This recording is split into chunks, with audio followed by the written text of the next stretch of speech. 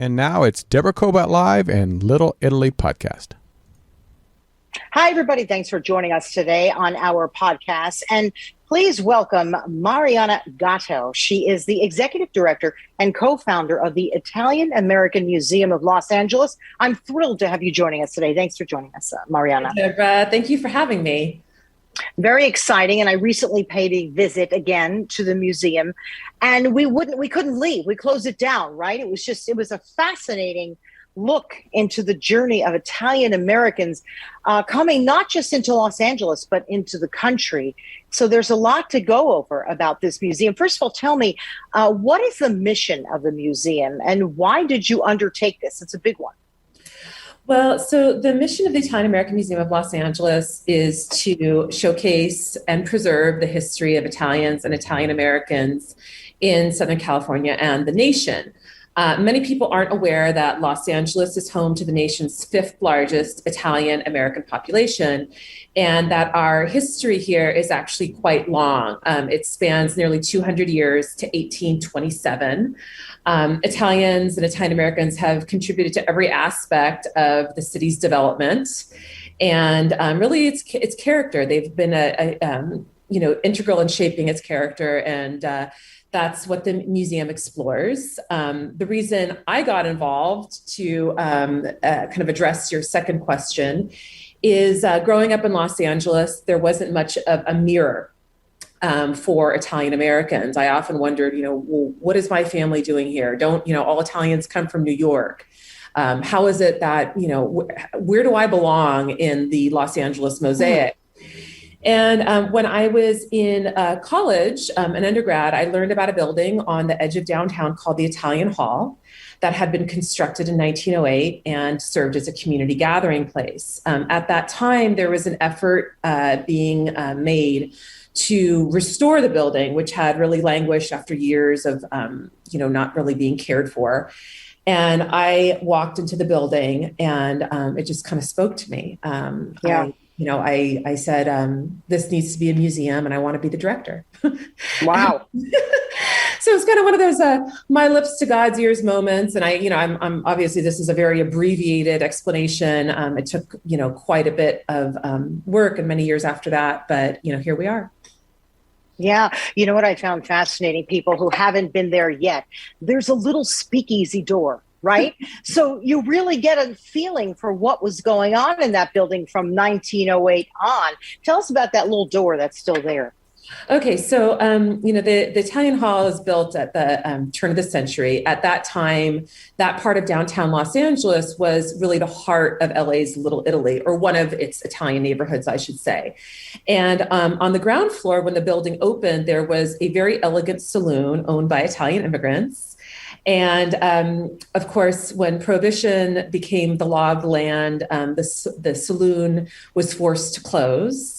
And it seems, the documentation isn't great, but it seems that shortly thereafter, another saloon moved upstairs, an illicit bar, speakeasy. And when we were doing the restoration work on the building, we uncovered the original door, the little slide, the little panel where people would knock, and we probably had the special knock in order to get in and enjoy an adult beverage. Yeah, I just really felt like I was stepping back into that period of time, which was very exciting.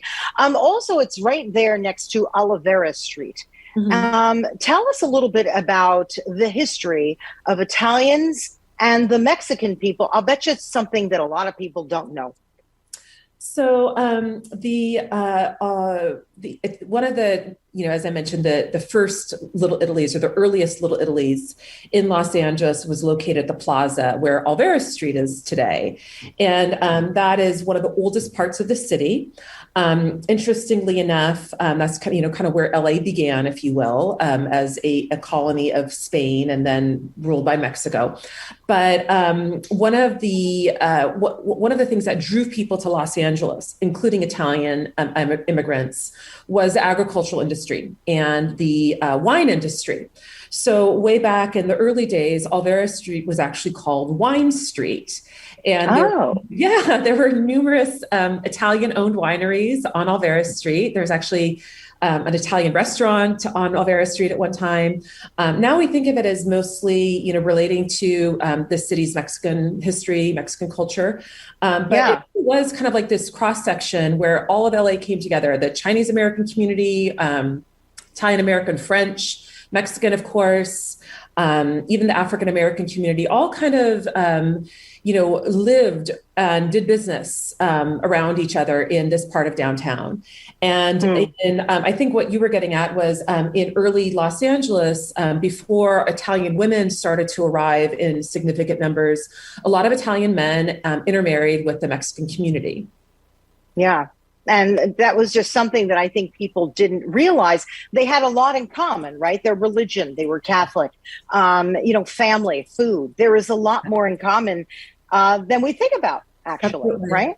Yeah, kind of like a common Latin culture. Italians faced prejudice in different parts of the country because they were Catholic, because they were considered so different than the Anglo-Saxon power base. But in early Los Angeles, many, the Italians were kind of welcomed by the Spanish, California Mexican American community. Yeah. Let's talk a little bit about some of the permanent exhibits that you have there. So much I didn't know. I grew up an Italian American, predominantly in New Jersey.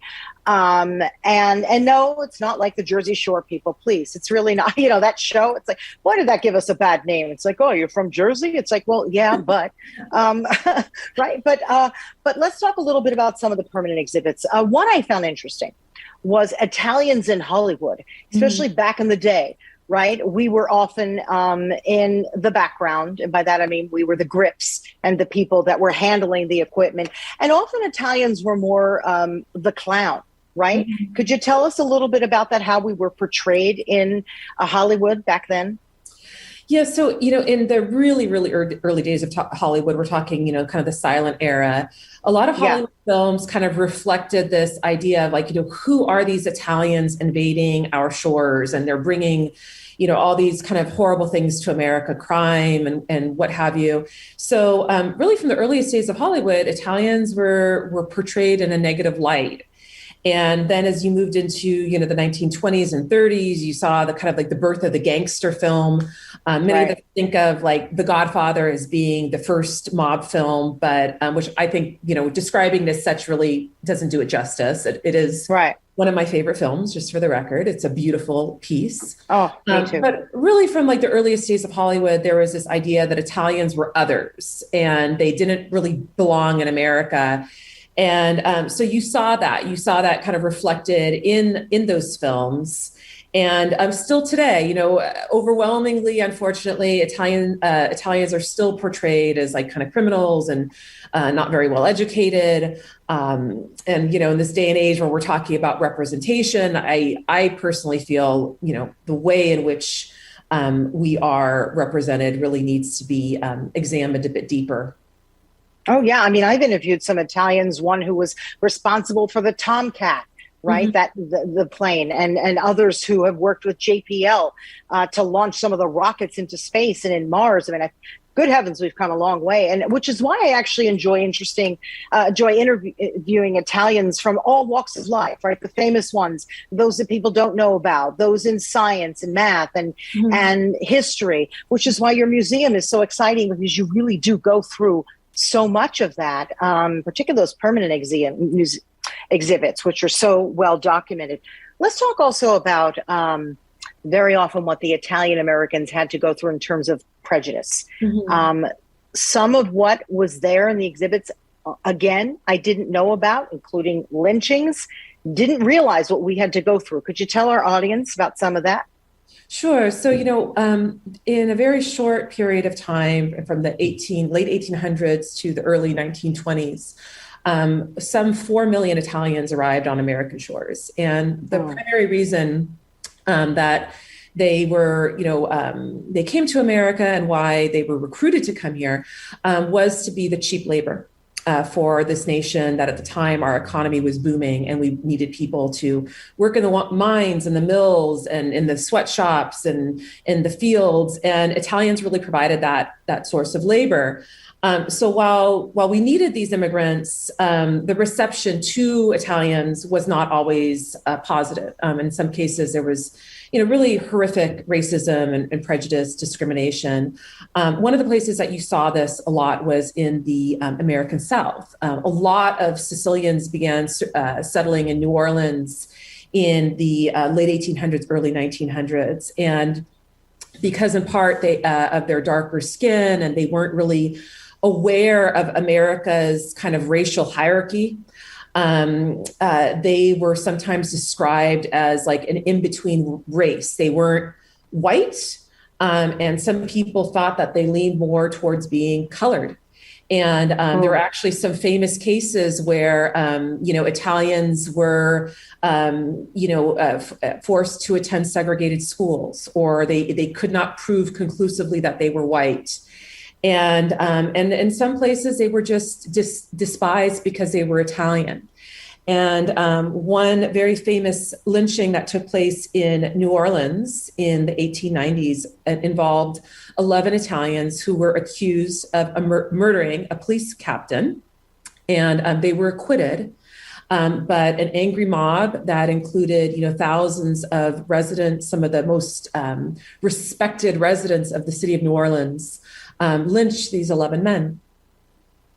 Oh, that's just absolutely horrific. When I saw that, I was a little stunned. I understand from a very small perspective, because growing up in New Jersey, I often was the subject of prejudice for being Italian. And I would think, what are they talking about? I mean, I know that it was, common for my mom and dad's day, but gosh, I didn't realize that in my day it was still happening. Right. Absolutely. And they would say, well, your skin is dark. And I'm thinking, geez, it's amazing to me that this was still going on in the 70s and 80s and not really long ago. Right. But look Absolutely. How far we've come. Absolutely. Yeah. Talk to me a little bit more about one of your favorite exhibits, because what amazed me, Marianna, is this is pretty much your brainchild. You have a phenomenal staff that supports you, but this comes out of here, out of Marianna. And I'd like to know, well, it does. I'd like to know what really speaks to you as you're putting together these exhibits. How do you do it? How does it unfold? Well, first, I have to say that I've had some, amazing teachers and partners in, creating the museum, our exhibitions, everywhere from our board to the city of Los Angeles, who owns the building. And many of, the scholars who, all of this is not, necessarily my original research, but a tremendous amount of information has come from folks who have, like myself, spent years, decades, many times preserving, documenting this. But my favorite, the question was my favorite exhibition. Is that what Well, sadly, I rolled like 4 questions into one. So sorry about that. But I started with, what is one of your favorites? What are one of your favorites exhibits down there? Well, I certainly love, the exhibition on anti-Italianism that you mentioned, because I think it's such a great teaching tool. I think more than ever, Andy Warhol talked about, 15 minutes of fame. Now, I think with the social media, TikTok, it's like 15 seconds. Information, it comes and goes so quickly. And to kind of provide a little bit more background, to encourage people to kind of reflect as to who we are as a nation, as to some of the strife that many groups have experienced. It gives us, I think, a better idea of who we are as a country, and maybe a little bit more empathy at times too for others. So I would say that's one of my favorites, because I love watching how people react to it. I love seeing how diverse people walk in and say, gosh, I didn't know that, or that was kind of similar to what my family experienced. And it creates, I think, a sense of common ground, which is needed in these times more than ever. Isn't it? Well, what I like about the way you set this up, first of all, it's about 5,000 square feet. It's rather dramatic in size, right? You have various rooms, but the main room, it's lovely how you set up. There's little cushions. There we go. We have a great shot of that. Thank you, Tony, my engineer.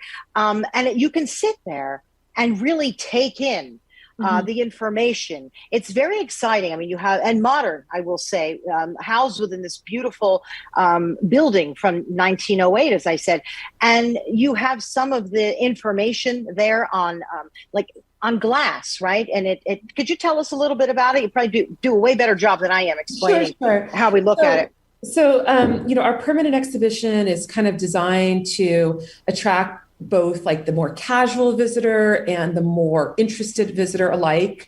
Only 15% of our visitors, of our audiences in person, are of Italian extraction. So we really designed this museum in order to kind of be relevant to everyone. We want everyone to it's not an Italian Pride Museum or Italian American Pride Museum. No. We want everyone to kind of take away information and understanding about not only Southern California's history, which really isn't, I think, showcased as much as it could be, considering how much Southern California produces for the world, but also, the history of our nation. And so we present information in a way where, again, our visitors are from 9 years old to 90 years old. And we want everyone to kind of connect with the content. So there's the large glass panels that you saw, and they provide just a very brief overview of the permanent exhibition. And then attached to each case that contains kind of artifacts illustrating each permanent exhibition, there is a tablet where you can explore the permanent exhibition in greater detail. And one way that I think that we're kind of unique or maybe a little bit ahead of the curve is we partnered with Getty, the Getty Cultural Institute. So our entire permanent exhibition is also accessible online. And we have people all over the world, visiting our website and interacting with the content. We felt that, when we reopened in 2016, we didn't want the museum's geography or the walls to prevent people from accessing this information. And so that's, I think, one of the ways in which we're a little different from many museums. Yeah, excellent. Talk to me a little bit about the app. You now have an app, right? Could you tell us about that? Yeah. So during the pandemic, we had a lot of online content before COVID, but so we were able to kind of transition to virtual programming easier. But we introduced an app that allows people to kind of experience the permanent exhibition on a deeper level, either at home or when they visit the museum. And it's narrated by some noteworthy personalities: Joe Mantegna, Francesca Fanti, Lina Prima, and many others. Michael Giacchino, Academy Award-winning composer, who helped take you, on a journey through the permanent exhibition, narrate some information about the artifacts on display, and give the museum a little bit more of a personal touch. Yeah. You also have events going on there. When I was there, in fact, you were having an event. You have events. You have school groups. Thank goodness school groups can come back now. Tell us a little bit about that for people who want to maybe host an event there as well. Yes. So in addition to our permanent exhibition, we also present 2 temporary exhibitions each year. And our current one, which will be closing in a couple weeks, is called Woven Lives, exploring women's needlework from the Italian diaspora. And it basically tells, it may sound a little odd, but it really explores women's experiences told through needlework, things like crochet and lace making, and these experiences of women that were often, kind of hidden, that were never told. And so that exhibition has been extremely popular. It's going to be traveling to the East Coast next. This is, all of these exhibitions we create in-house from scratch. We conceive them, write them, we curate them. So we're really proud when our children, so to speak, kind of like continue on into the outside world. With this exhibition, we've done just a slew of programming from lace making workshops to crocheting lectures. So when you were there, we were doing one of those workshops. And again, what's interesting, I think, or what's noteworthy about these events is they enable us to bring in new people each time. So we're in Los Angeles. It's a city of very diverse interests. One of our past exhibitions looked at Italians in animation. Our upcoming exhibition that opens in November looks at Pinocchio.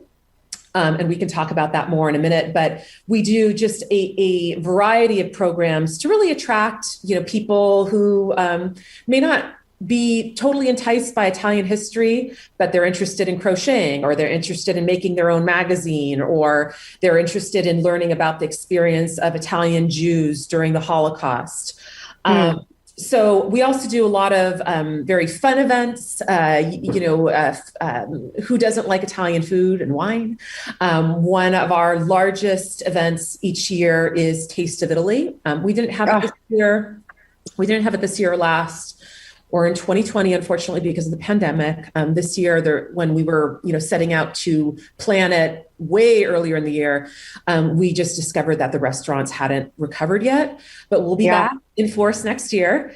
And that event draws about 2,500 people. We have some of the best restaurants in the region. We pour 100 Italian wines. There's live entertainment. It's just a lot of fun.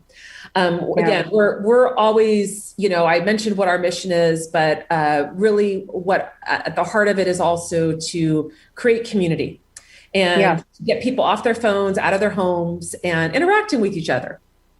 Yeah, no, it is a lot of fun, and you're learning at the same time, which is what I always like. That always attracts me. But back to that, I think it's called Woven Lives, right? The exhibit that is about to go to New York. That is definitely for everyone, because my husband loved it too, and I can't exactly say that he's made a career being a seamstress, because it's not about that. It's really about the lives of women. Contribution, which I found very, very interesting. Could you tell us a little bit about women and our role in our history throughout Los Angeles as Italian Americans and integrating with society? What did we do? All that. Yes. So, Italian American women, even in the histories of our community, are often overlooked or forgotten. Sometimes they're in their husband's shadows. But really, from the early days of when the Italian community began settling here, women were an integral part. Even if they were a little bit obscured, they helped establish and operate some of the businesses that were really the heart and soul of the community. One organization comes to mind, the Italian Women's Club, which was founded in 1922 and is now celebrating its 100th anniversary. Wow. Yeah. So in fact, I'm going to send you a membership to it, because we want to keep this club going for another 100 years. These were some of the best educated, most active women in the community, who did everything from, fundraise for victims of natural disasters, to purchasing books for local libraries, supporting families in need. It's a charitable organization that has contributed so much to the local community. So there's so many ways that Italian American women have been an integral part of our city and continue to be. And I think that's one of the reasons why we need an organization specifically for us. Now let's talk a little bit about the upcoming Pinocchio exhibition. I'm very excited for that. Who doesn't love Pinocchio? We've all grown up with him. Little kids love him now too. I think it's going to be a giant hit, especially because I believe Disney is coming out with a movie. Not that you planned it that way either, but gosh, what great planning, right? Yes. And you certainly didn't intend for that. Tell us a little bit about what we can expect. Yes. So just a little background, this exhibition was supposed to open in June of 2020, but obviously the universe had other plans. Yeah. So we pushed it. We pushed it to to this year, to November. And Pinocchio, many of you are most familiar with, Disney's interpretation of the work. But it was actually written by an Italian author, Carlo Collodi, in 1883. And what's fascinating to us about Pinocchio is it has been translated into nearly 300 languages, more than any other book besides the Bible. And so we ask, well, why? Wow. Why? That's kind of like the essence of the exhibition is why, what's responsible for Pinocchio's enduring fame? Why do people love him all around the world? Why do we continue to reinvent him in endless ways? If you take out your smartphone, there's the Pinocchio, the lying face emoji. There's so many cultural, when you are trying to indicate that somebody's telling a lie, there's an emoji for that, and it's a long nose. And so we kind of explore that question in detail. As part of this exhibition, we're going to be exhibiting one of the few remaining first edition copies of Pinocchio that exist in the world. It's an extremely there will be vintage toys. There will be, of course, things from the Disney film, Academy Award nominated costumes from a recent adaptation of Pinocchio that was released in Italy last year. So on the surface, it looks like an exhibition purely for children and families, but it's something that everybody will enjoy. And we really encourage folks to come visit. It opens to the public November 5th. I'm so excited about this, I have to tell you, because he was always one of my favorites. My kids loved him. We still have little Pinocchios all over the house that they decided to stave. It's just wonderful. Now, let me ask you this. Italians throughout Los Angeles, how many hundreds of thousands are there of us? So I believe, my figures are a little bit dated, but I think in LA proper, there's about a little over 300,000. And then in LA County, I think it's over 600,000. But again, I'm a little rusty. Sometimes I say like I'm a historian, not an encyclopedia. And sometimes I forget my figures, but we're somewhere around there. Yeah. And we've sort of collected all over, haven't we? We're in the South Bay. We're in, I believe is it San Gabriel? I mean, where did many Italian groups end up collecting throughout LA? So originally there were 5 Italian enclaves in Los Angeles: the Plaza, where the museum is, Lincoln Heights, the North Broadway district, which is now Chinatown, the East Side, which is now largely known as the Arts District, and San Pedro. And so when they started to move out of these neighborhoods, really like in many of them anyway, in like the 1920s and 1940s, and they went on to places like Alhambra in the San Gabriel Valley, Covina, Glendale, Eagle Rock. They continued to kind of move on to greener pastures. Many people say, well, why didn't they stay in Little Italy? Because sometimes Little Italies are meant to be, temporary. They're where an immigrant group, or in this case, Italians, obviously settled, where they could be around people who spoke their same languages. But most people, what do they aspire to? The white picket fence, the nicer home, the more space, a better neighborhood. But so now you see Italians still clustered into places like Santa Monica, San Pedro, parts of the San Gabriel Valley, Glendale. We're everywhere.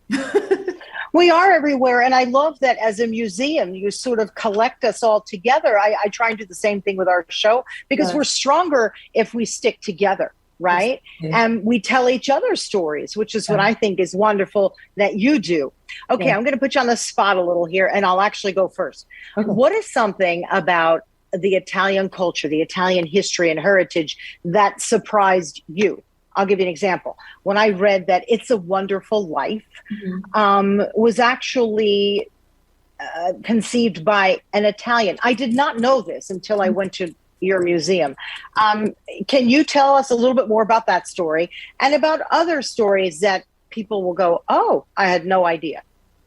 Yeah. So of course, It's a Wonderful Life, which is, I think, in like the top 10, most iconic American films of all time. And I want to say like that was the, AFI, or I think that was the entity that named it such, was of course the work of Frank Capra.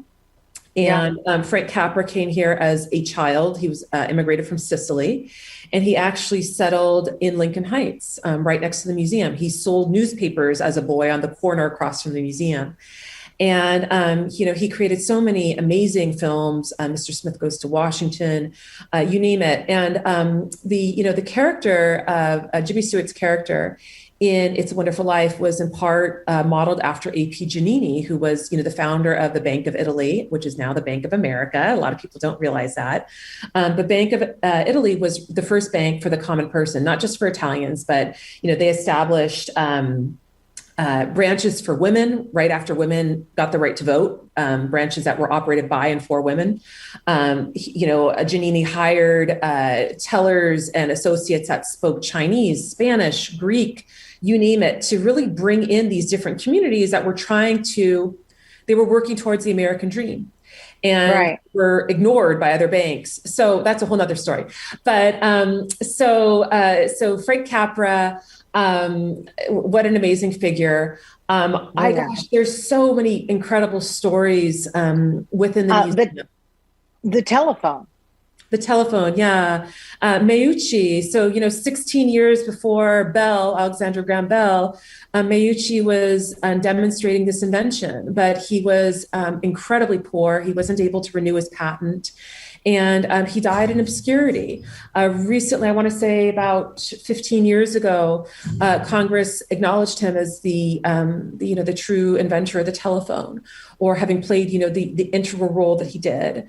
And, just calling attention to some of these stories that are destined to become forgotten if we don't, as a passion of mine. But there's so many over the years, from collecting oral histories to doing research. There's been so many stories that really just kind of like hit you in your heart. And you say, gosh, I want to tell that story. I want to help preserve it, if only in a small way. Yeah, and of course the radio, the Marconi. There's a lot of big names behind Jacuzzi? Some of our. Who's that? Jacuzzi.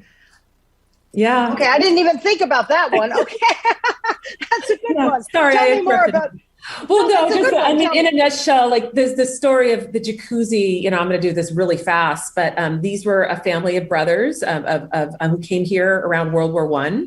Their last name was Jacuzzi, which would have been pronounced Jacuzzi in Italian, and they invented many things, including agricultural pumps and an early airplane, enclosed cabin airplane. Some of their inventions are in the Smithsonian, the Jacuzzi propeller, or the toothpick propeller, I think it's called. But one of their sons was born with a debilitating disease, and that was what inspired what we now, it's become a brand no more like Xerox or Kleenex. It's like, oh, let's go soak in the jacuzzi, right? But so it was invented as a way to help his son, have these therapeutic baths at home. It started as an ordinary pump that could be put into a bathtub. And from there, they developed these enclosed units that, again, talk about like icons of style, of inventions, of entrepreneurship in America. But yeah, we could Gosh, yeah, we could go on all day about that. But that's the type of thing that you'll see at your museum. And also if you go on your website, right, and you go to little drop down boxes, there's so much information there. I know that you've got a lot there also for schools and school kids, right? Yes. You've got questions and the kids can answer them. Could you briefly tell us about that, those programs for kids? Yeah, so prior to the pandemic, we had about 300,000 kids. Well, I shouldn't say kids. Wow. We had about 300,000 students from kindergarten to college age visit annually. And so, of course, we do a lot of programming for students, but we also offer resources for teachers. I'm a former educator myself, and I guess I'm still an educator, right? But I'm not in the classroom. Oh, yeah. We publish each year California content standards-based curricula that teachers can download for free from our website and use as a teaching tool in their classroom. Everything from teaching, dance and culture to teaching U.S. history, local history. Mm. You mentioned a little bit about yourself growing up as an Italian person here in Los Angeles. What was life like in your home? Was it the traditional Italian home where there was lots of food and all this? And I know I was always curious about my upbringing. Everyone seemed so colorful, right? I'm convinced that's why I became a journalist, because I would look at everyone and think, what's your story? So I'm curious, what motivated you to do this even as a little kid? Did you always have lots of questions? What was it like? So I was really just a horror, I was a nerd. I grew up in the library. I won the library reading awards in the summer. I had more books than friends, but I always loved history. I was really drawn to history. And I think sometimes our path, our vocation in life is shown to us at an early age. For me, history was what just kind of ignited that spark in me. And really from the time I was probably in first or second grade, I was reading about immigrants, Ellis Island. And it was just I don't know, it kind of put little goosebumps on me. And I didn't always understand what that meant, but I knew I was fascinated by it. So my grandparents, my grandmother died before I was born, but my grandfather died when I was 6. And I remember, my earliest memories are, going with him to places like little Italian delis in Los Feliz where we lived in Hollywood, and seeing people who were of his generation, who were immigrants, and feeling this attachment, and after he passed, more of this sense of longing to be able to return to that. Because by the time I came around, a lot of these, what had been kind of these strongholds of Italian, neighborhoods were starting to dissolve. There were little reminders of them, but I didn't always understand such things. For instance, my dad would take me to St. Peter's Italian Church in the North Broadway district, now Chinatown. And I remember as a kid wondering, what's this Italian church doing in Chinatown? And then there's, right around the corner from the church, there's a Columbus Pharmacy, and there's a Casa Italiana, and there's a Little Joe's Italian restaurant. And I didn't really understand, that you're talking about being in elementary school. So it wasn't until much later that as I started to study this, it's now it makes sense. But to answer your question, my family was traditional in some respects, but not as traditional, I would say, as some of those who, grew up in the big Italian families of, back east and even here. I would say the ways in which we were most traditional was, the Catholic faith was very, a big part of our upbringing. We went to mass every Sunday as a family at 7:30 in the morning. I went to Catholic school, and my dad really communicated to me the importance of knowing who you are, knowing your origins, always respecting them, and having a sense of reverence for what came before you. And I really think that's what shaped me a lot, and why I kind of do what I do and why I was drawn to it in the beginning. And hopefully that wasn't too long of an explanation. No, you created a picture for me. You created a visual for me, which is what you're very good at, which is why you've got this incredible museum. You're able to put the words right there into a room so that it comes to life for us. I love that. Before I let you go, what do you think are some of the big misconceptions about Italian people? Oh gosh. Well, I think thanks in part to the media perpetuating these stereotypes that I might add would be completely unacceptable for any other group. Most other ethnic groups have banished these stereotypes, but for some reason they're still deemed okay to do, to aim at Italian Americans. But really, I still get asked the absurd questions about, mob ties and all this, nonsense, which I really, I'm repulsed by. But just to realize how diverse we are as a culture, how diverse the Italian diaspora is. You see that in Los Angeles. You see, the Italian American experience is played out in all different parts of the country, from, New York and Chicago to places like Colorado and Louisiana and California. And just, how many experiencers there are within our heritage, and how many more stories we have yet to tell. And I look forward to helping tell them and helping preserve them. We look forward to that too. Marianna Gatto, you have just been a delight. Really, honestly, you are just, I mean that. No, we could talk forever, right? It's like, we'll hang up and we'll be talking forever. But I love the research behind this. I'm big on research, and this is a terrific place to visit. Go online if you can't get there right away. But if you can, I believe, what days are you open? Are you open? We're open Tuesday through Sunday from 10 to 3. And then, of course, we've got a huge calendar of upcoming events.